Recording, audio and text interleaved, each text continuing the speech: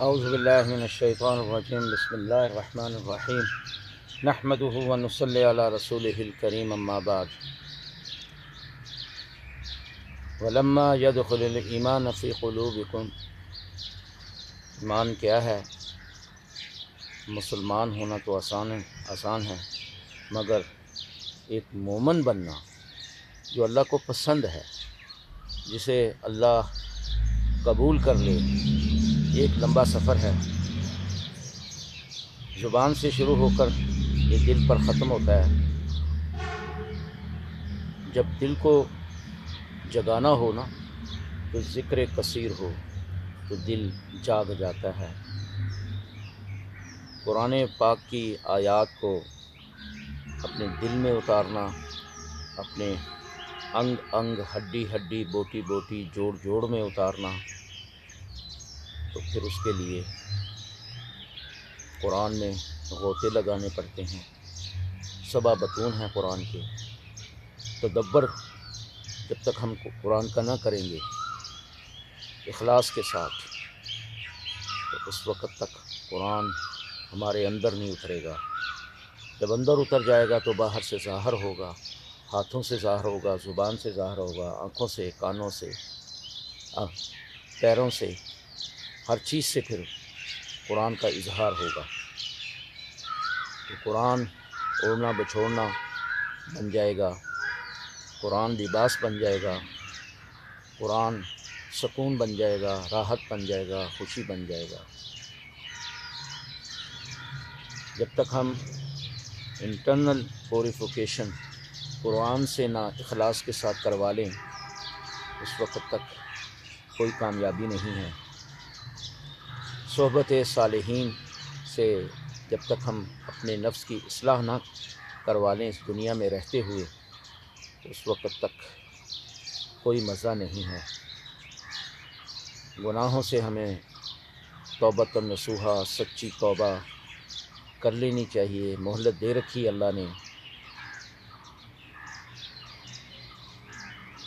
شریعت جو ہے یہ آؤٹر لا ہے، اور طریقت جو ہے وہ انر پاتھ ہے، انر لا ہے، اور حقیقت جو ہے وہ احسان ہے۔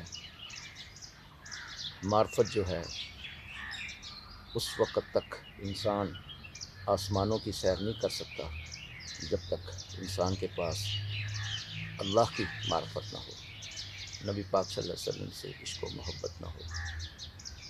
جب ایمان دل میں داخل ہوتا ہے تو انسان گناہ سے نفرت کرتا ہے، نیکی میں پھر اسے لذت آتی ہے۔ کوئی بھی چھوٹی سے چھوٹی نیکی ہو، اس میں اس کو چاشنی ملے گی، سرور ملے گا۔ تو یہ تو اللہ نے کھل کر بیان کر دیا 13واں سپارہ سورہ الرعد، الا بذکر اللہ تطمئن القلوب، کہ میری یاد میں سن لو، میری یاد میں اللہ فرماتے ہیں سکون ہے، راحت ہے۔ جب دنیا کی محبت کم ہونے لگتی ہے نا تو پھر انسان کی پرواز شروع ہو جاتی ہے۔ زبان میں ادب ہو، احترام ہو، مسکراہٹ ہو، دل میں اخلاص ہو، اور روح میں تسلیم ہو، آپ سب پر اللہ تعالیٰ کی رحمتیں اور برکتوں کا نزول ہو، دلوں سے نفرتیں اور قدورتیں دور ہو۔ آمین ثم آمین یا رب العالمین۔